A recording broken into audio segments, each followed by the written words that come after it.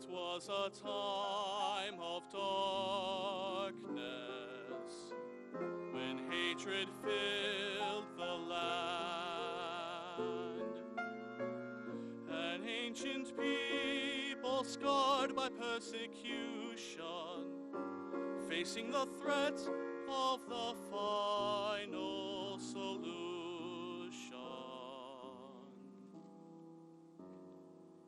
But in the midst of this madness, there were a righteous few with a kind heart and a noble soul, risking their lives to save a Jew. A soul saved is a world saved. It's the spirit of love. A life loved means a world loved. It's the light from above. We will remember all the goodness in their hearts. A soul saved is a world saved in the spirit of love. It's the spirit of love.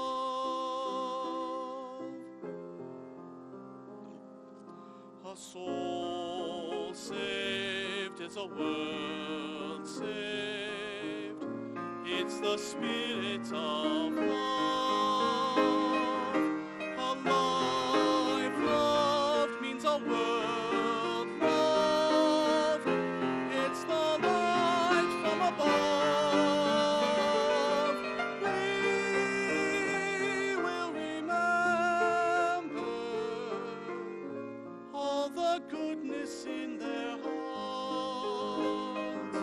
A soul saved is a world saved in the spirit of love. It's the spirit of love.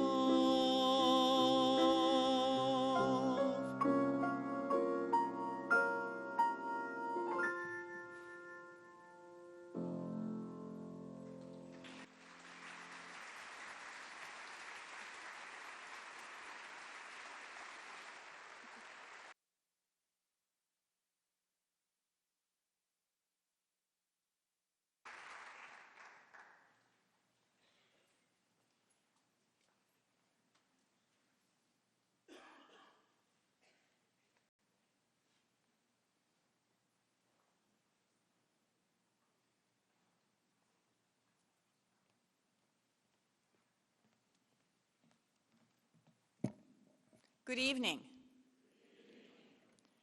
Before I begin, I want to tell you that if you have friends that were not able to come this evening, WKBT, our News 8, which is our local CBS affiliate, will be rebroadcasting tonight's presentation on Saturday, April 21st at 11:35 p.m. So you can set your machines. I am Darrell Klott, and I have the very best job on the face of the earth because I am a teacher. And I'm very proud to say that I am a Holocaust educator. We have very special guests in our audience tonight, and they are teachers who are here for our 6th Holocaust Educator Workshop at Viterbo. Would you please stand up wherever you are?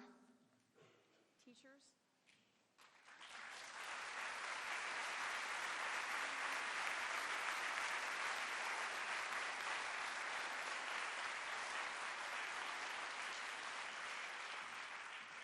Seemed like we had over 40, but you look like your group has shrunk.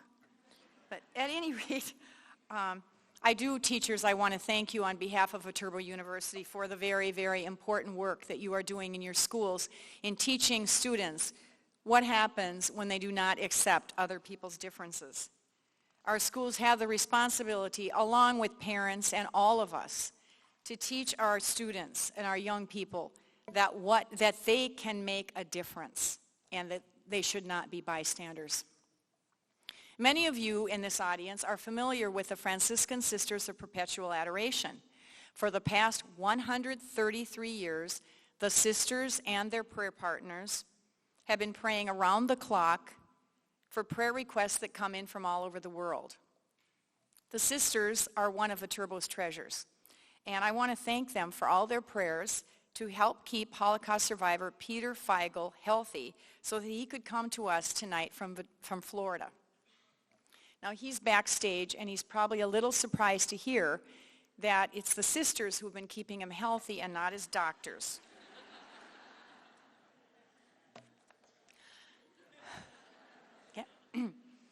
I am thrilled to see so many of you here tonight, for you are about to touch history. Not only are you going to hear about the past from one who lived it, but you'll also hear from Alexander Zapruder, editor of the book Salvage Pages, Young Writer's Diaries of the Holocaust, of which Peter is the only living diarist of the 15 that are in her book. The age of Holocaust survivors, and they are the eyewitnesses to the Holocaust, the age is drawing to a close. Before long, no one will be left to say, I was there, I remember, I saw. Peter Feigl was born in 1929 in Berlin, Germany, the only child of secular Austrian parents. Upon returning to Vienna in 1937, his parents had him baptized as a Catholic to protect him from the persecution of the Nazis, because they were obviously persecuting the Jews. The Feigls fled several countries to escape continued discrimination and oppression, but Peter's parents were arrested and murdered in 1942 at Auschwitz. Helped by Quakers and others, Peter was hidden in various places, including the French village of Chambon, which helped save 3,500 Jews, mainly children. Eventually, provided with false identity papers, he was helped across the border into Switzerland in 1944 and eventually immigrated to the United States in 1946. He wrote 2 diaries from August 1942 to May of 1944.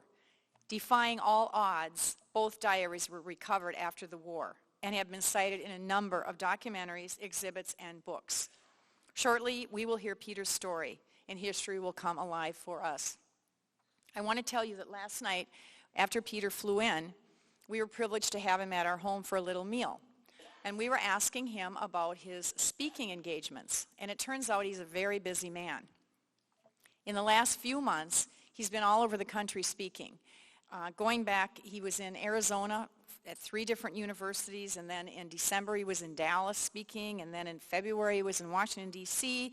In March, he was in California speaking at 2 different universities, and he shared with us that his wife now calls him the Brad Pitt of the Holocaust. One of the books in which Peter appears is Salvage Pages, edited by Alexander Zapruder, who's also with us tonight. I first heard Alexandra speak in 2002, the year her book came out, and I was at the Holocaust Museum in Washington, D.C., and I've heard her since then several times. It's been my dream to bring her to La Crosse so that you could hear her speak, and it's about to come true. She began her career as a member of the founding staff of the United States Holocaust Memorial Museum in Washington, D.C. A graduate of Smith College, she served as the researcher for the museum's exhibition for young visitors, Remember the Children, Daniel's Story.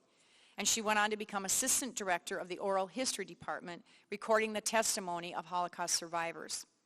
She earned her master's degree in education at Harvard University in 1995, and then she returned to Washington in 1996 to work on the creation of a traveling version of Remember the Children. In 1992, she began researching diaries written by young people during the Holocaust. 10 years later, her book came out, Salvage Pages. It won the National Jewish Book Award. She wrote and co-produced the documentary, I'm Still Here. It's a film for young audiences based on Salvage Pages, and it was aired on MTV in 2005. Since then, she's continued to work as a freelance writer for the Holocaust Museum and other people, other clients.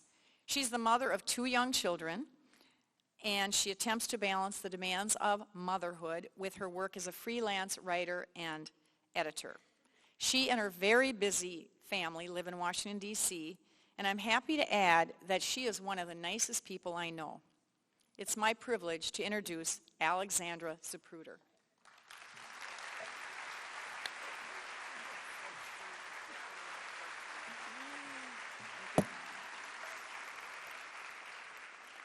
Thank you. Thanks, Daryl, and to Viterbo University and all of you for being here. It's just extraordinary to be in this community and see this amazing group of people assembled here, and I'm very glad to be here. I'm going to speak briefly because Peter's being Brad Pitt. He's really the star of the show, and I don't want to hold you up for long, but I thought what I would do is just talk a little bit about the project to gather the diaries that are included in salvaged pages in my book and tell you a little bit about how Peter fits in to the big picture. So as Daryl said, I began my work on this topic in 1992 when I was a researcher at the Holocaust Museum. It was my first job out of college. And I had been sent off to the museum's library to look at diaries kept by teenagers at the time as part of the research for the children's exhibition. And at the time, there were probably 7 or 8 diaries that had been published in their entirety in English and had gone out of print, or else they were in larger compilations. But there was very little that you could find kind of in circulation. And I read these diaries. Peter's was not one of them. And I had this experience that I sort of always say the same thing about it. It was so powerful to me to hear these young writers, to read their words. Their individual voices were so different from each other. Their reflections were so poignant and meaningful about their lives and the struggles that they faced, that it gave me a completely different perspective on the Holocaust, the texture really of daily life, you know, the fact that there was a texture of daily life, that it was in the details, how young people survived. And so I became very interested in the topic, and I began looking into seeing if I could find more diaries kept by teenagers. The process, I'm happy to answer questions later about it, but the process was long and involved. As Daryl said, it took 10 years. But over the course of the work, I began writing to archives and contacting Holocaust survivors and finding people who had diaries. And then gradually the word got out in the Holocaust Museum that I was doing this work.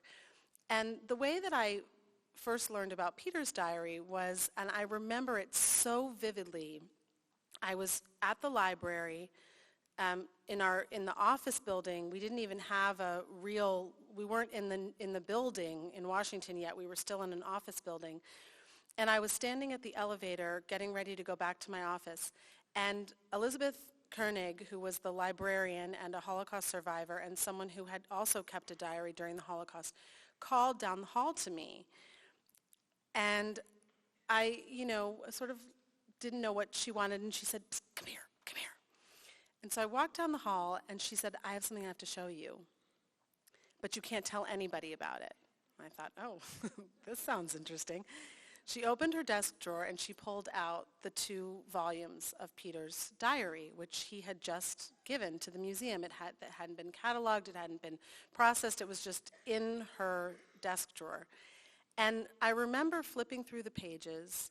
I remember seeing the pictures of Peter's parents who are pasted in one of the early pages, and having this moment that I was then to have many, many times from then on, of feeling this deep connection to the historical past through an artifact, through a record that someone kept at the time, through the pages that not only told a story but then had themselves lived a life to get them to this place where we were standing, in 1992 or 1993. Eventually, Peter's diary was included in the 15 diaries that I excerpted in salvaged pages. And what I will say about the diary is that in it you really see a boy who has been, because in the beginning of the diary, Peter's separated from his parents, a boy struggling to come of age and to grow up and struggle with questions of identity, Jewish identity, Catholic identity, being on his own, having to harden himself. He's a very tender, sort of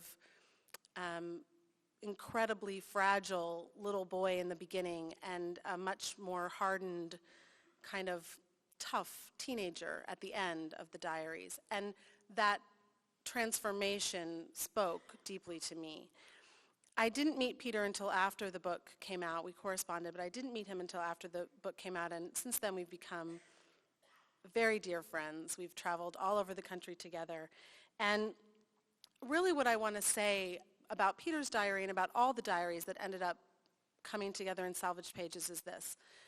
What makes this material so important and so interesting is that these are young people who, through the force of their words, because they wrote on a daily basis or a weekly basis, because they observed the world around them, because they struggled to articulate their experiences, they ended up making a serious contribution to the historical record of the Holocaust and the literary record of the Holocaust.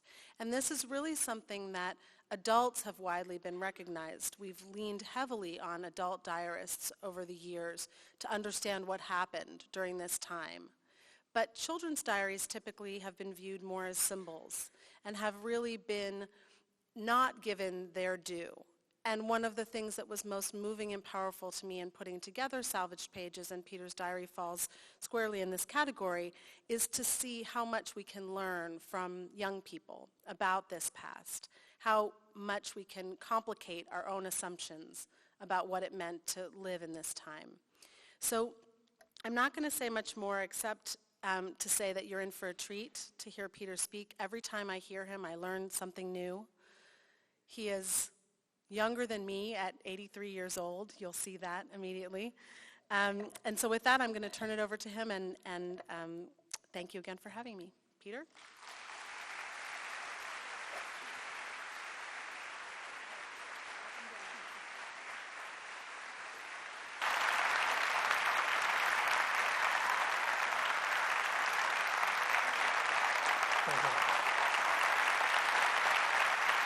Please, don't applaud me yet. I may not meet your standards, so. Anyhow, first of all, I want to thank everyone in this audience for coming this evening to listen to an old man. Secondly, I'd like to use this opportunity to also thank all the executives and the leaders of the university that I've met today, who've met me. Special thanks to Dale Clott, who twisted my arm. Didn't have to twist it too hard in order for me to come here, and I'm really overwhelmed by the audience here. I've never spoken to an audience that large.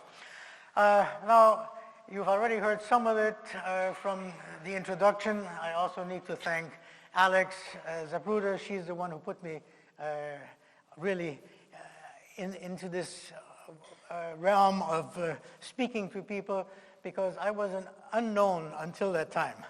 And Alex, for those of you who have her book, Salvaged Pages, you know that for each of the diarists, she has an introduction, and I had never met Alexandra before. She never spoke to me on the telephone, and when I got the book and read her introduction of me, I turned to my wife, at that time, some 48 years of marriage. I said to her, Lenny, you won't believe this. This woman knows me better than you do. So it's astounding what she did. So let me start. Born 1929 in Berlin, Germany. My father is an Austrian working in Berlin. He was born in Vienna. He was a graduate mechanical engineer. My mother was born in Germany. Under the laws at the time, when a woman gets married, she automatically acquires the citizenship of her husband. So my mother, while living in Germany, was also considered now as an Austrian. I, born in Berlin, was also considered an Austrian. My father and my mother were totally integrated into German society. They were totally secular. I knew absolutely nothing about Judaism.